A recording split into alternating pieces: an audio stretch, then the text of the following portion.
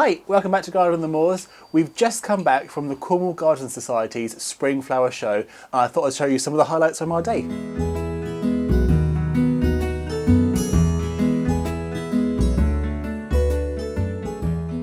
There were some incredible stands and displays at the show. There was some beautiful stands from sellers, and there was also lots of competitive displays as well. My favourites were definitely the daffodils.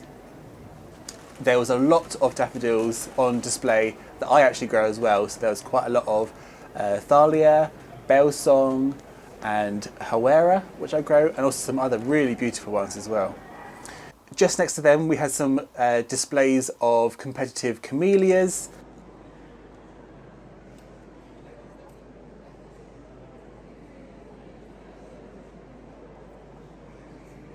There was also competitive magnolias.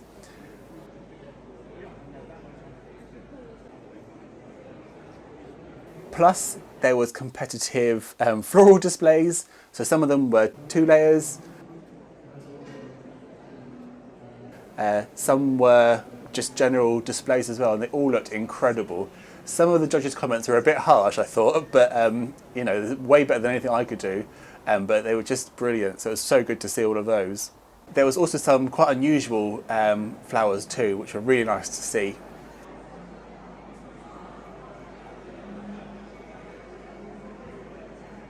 It was also great to bump into some old friends, so I bumped into an old friend of mine called Caroline, who I've known for a few years now. And also, as you come into the show, I managed to bump into Bryony at the Cornish Cottage Garden and had a great catch up with her, and even managed to pick up one of these beautiful little jars of, I think she mentioned these are dried delphiniums. So we've bought this for Bran's grandma because she'll love this, hopefully. So that was really great to see. Just around from Bryony's stall, there was another one which was selling herbs and things like that.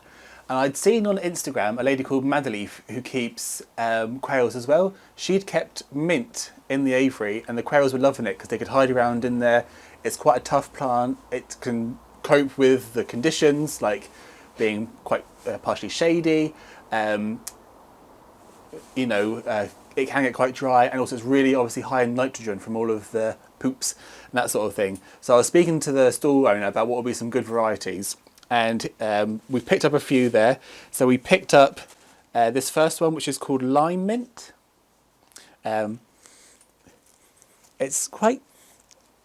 It does smell of limes slightly. It's not a very strong lime, but I get where they're coming from with it. It's not as strong as something like lemon balm, but it does definitely smell limey, so that's quite nice. We also picked up this cute little one here, which is apple mint, and now that one does smell just amazing. Really, really good. Just like perhaps what you'd have maybe with like Sunday dinner, that sort of thing. So we're going to plant those into the quail's aviary. They're quite small now, which is really good because it means they haven't got much of a root base, and they should spread. Knowing mint, it should spread like wildfire, all being well, fingers crossed. And hopefully that will do really well there. And I also managed to pick up an oregano called Hot and Spicy. Now I was a bit cautious with a name like that. I was like, I don't really want a spicy oregano, but it's really pungent of oregano, and it doesn't, I wouldn't describe it as spicy, I don't think. We'll see what it's like when we actually taste it. But I've got a patch outside of the greenhouse, but I wanted some more up in the bed, so that'll go really well as well up there, hopefully. So as we went around past, so we picked up our herbs, we went just around, we didn't get very far before we kept spending more money. We went around the corner and found something not really plant related. It's actually algae. It's something that I hadn't seen before. It's from a company called Shoreline Designs in Falmouth, which quite a special place for me. I lived there for quite a while. It's where I met my partner, and we managed to pick up this beautiful pressed seaweed. It's absolutely gorgeous. It's called a red comb weed.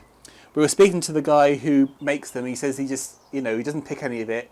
He just waits in the sort of tide line out in the sea, sitting there listening to an audiobook, he was saying, and just lets the seaweed come to him, sort of thing, which I think was lovely. But it's so pretty. It's incredible. I'll get you a nice close-up view of it for you, but the detail in there is just insane, and how he's pressed it is wonderful. The colours are really nice. It reminds me of like branching veins or something like that, or trees. You know, there's so much that it looks like. So we absolutely love this. The next purchase we made was for some dahlias. Now, it's been an incredibly cold winter for us. I haven't seen one like it before in Cornwall before. So I'm a bit worried about the dahlias that I've left out in the ground. I've got my saved ones, my favourites, but I've only got 3 of those. So I was a bit worried. So I thought, well, before I even went to the show, I was like, if I see some dahlias, I'm going to have to buy them. So I've picked up a couple from Petrichor Bowl Specialists. They had a great variety of things. The first one I've got here, which is a huge tuber, is Kelsey and Joy. I've seen it advertised quite a lot, and I just love the light orange and then this like pinky peachy colour inside. I think it's going to look absolutely gorgeous. So hopefully that will do really well for us. Like I said, it's got a really big tuber, so I'm hoping that it will send out lots of shoots, and we can perhaps even take some cuttings, which would be really good. In fact, I might be able to split it. We'll have a look in a minute. I'll plant these later on, so I can show you what we do with them. The next one I bought was a variety that I grew last year, Café au lait Royal. It didn't do particularly well, so I didn't want to buy it online again because I was a bit disappointed in the tubers I got. So I'm quite glad that they had some there, so I could actually go through and pick the tubers that I really wanted. Because what I wanted was, sometimes what I find when you buy them online is that the little tubers there are broken off of the main stem, and then they're basically useless because they're not attached to anything. If they don't have a stem attached to the actual tuber bit, like the potato-y looking bit, it isn't going to really grow. So I was really picky with what I was buying, but I have managed to find what I think is a really good one. So I'll show you that again as well later on. And then a similar looking dahlia. I hadn't heard of this one before. Drama Queen. Look at the colour of that. Again, a really nice big tuber, really healthy. They're all attached to the main stem, which is brilliant. So I'm hoping that this will do really well for us as well. So then I've got my old favourites of Kelvin Floodlights, plus these new varieties that I haven't grown before. Well, one I've grown before, just to bulk it up a bit and get some good variety. The last thing I saw was a bit of a impulse buy. It's a great big root. It doesn't look like much yet, but this is Hedychium, ginger lily. It's got loads of shoots on the actual tuber itself. Tuber or rhizome, I'm not too sure exactly how you define it, probably a rhizome actually. But lovely big bit of root there. I've seen that growing every time in the summer when I go down to the Lost Gardens of Heligan. Absolutely gorgeous, gorgeous flower. And Lost Gardens of Heligan are really close to us. They're about 15-20 minutes down the road. And I'm thinking if it grows there, it should really grow well here. And I've got a big pot that was left to us from the previous owners several years ago. I haven't known what to put in there, but I'm thinking that a lovely big ginger lily like this will do really well. And then if it's in a pot, I can bring it inside to protect it, because I would really like to look after it.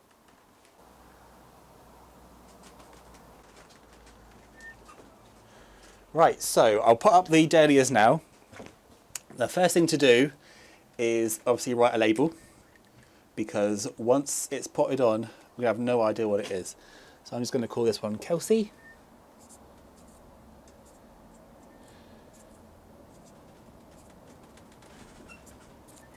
So I'll leave that to dry. Now what I want is a pot big enough to take the tuber. Oh yeah, perfect. So it's just the right size there.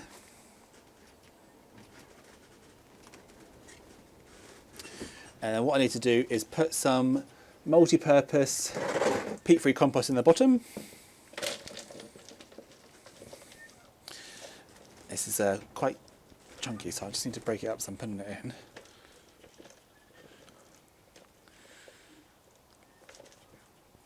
And then keep testing to see that I'm at the right sort of height. Yeah, that's ideal, because what I want is for these two stems to be just above the surface. These are the stems and these are the tubers. These store all of the starch and things like that, all the food for the plant, so it can start growing again. Now, like I said, there are two stems here, so I could, if I was brave, split it. But I'm not going to. I'm going to keep it as one, because I want it to be a nice strong plant this summer. And then next year, maybe I will split it. So what I'm going to do is just crumble the compost into the pot around the tubers. So it's broken up, and then shake it so that the compost goes into all of the little gaps of those tubers. And then do that again, and just do it slowly. I don't want to rush it, because what I don't want is any gaps, because if there's gaps, it's not going to do any favours. It won't be able to do much with those. Whereas the more compost that the tubers are in contact with, the more they'll be able to soak up water, soak up any nutrients, things like that. So I'll keep topping it up. I'm basically covered all the tubers now. And then I'm going to press it down again, just to make sure there's no air gaps, but doing it gently so as not to break any of the tubers. A little more.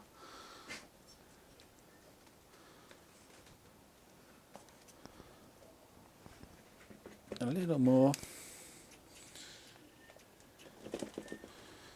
And that is that. So I'll just stick my label in, Kelsey, and then give that plenty of water, because the tuber's really dried out now whilst it's been storing over winter. And then in a few weeks' time, we should see some buds. If I get quite a few buds, say 4 or 5, I might take some as cuttings. Otherwise, I'll just leave it to grow. And then once the risk of frost is gone, in about May, end of May time, and they're nice big solid plants, then I'll plant them out into the garden. And then they should flower from around end of July, August time, all the way up to the first frost in about November sort of time. Okay, and we'll plant up the Hedychium as well now, this lovely ginger lily. So it needs to be planted horizontally. So I need a pot that's nice and wide enough. Luckily, this lovely old barrel pot is just the right width to take it, which is brilliant. So, first things first, I'll get some crocks, because it's going to stay in here probably all summer, at least. And I'm just going to put it over, there's a small hole in the bottom of this barrel. I'm going to put them over there, like that, because what that will do is help with drainage, because it means it's not going to get blocked up with compost and then struggle to drain, because the rocks will protect the hole then. That's the idea. Then we put in some peat-free compost.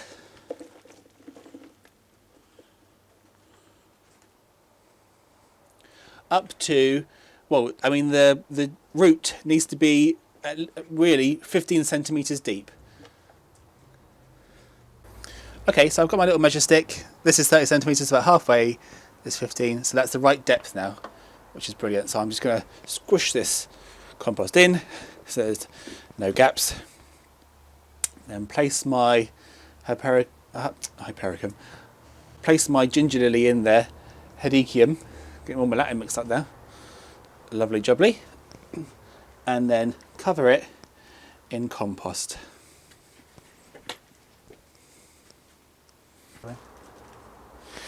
Now, this is quite a bland pot at the minute, so what I'm going to do to spice it up a bit is I've got all of these lovely pelargonium cuttings that I took from last autumn.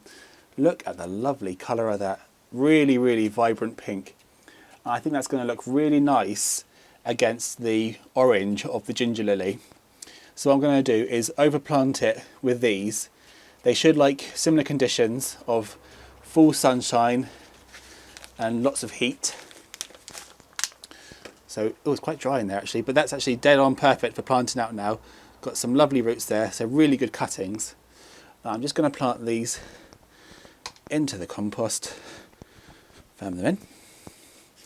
And like I said, that will give us some nice interest whilst the lily is getting around And what will happen is that the lily will just ignore the geraniums and grow around them.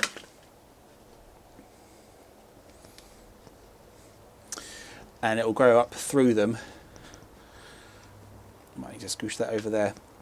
When you're planting things like this, it's more satisfying to the eye to have odds rather than even numbers. So I wonder if I leave the centre clear or plant it like that. I'll keep the centre clear, then it can come up through the centre then. So what I might need to actually do is move you over to there.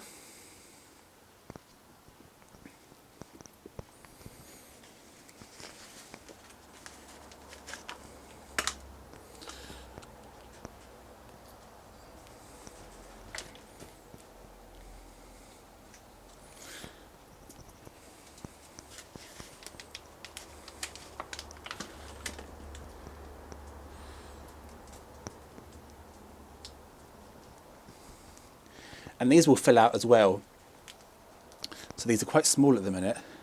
It's only the start of spring.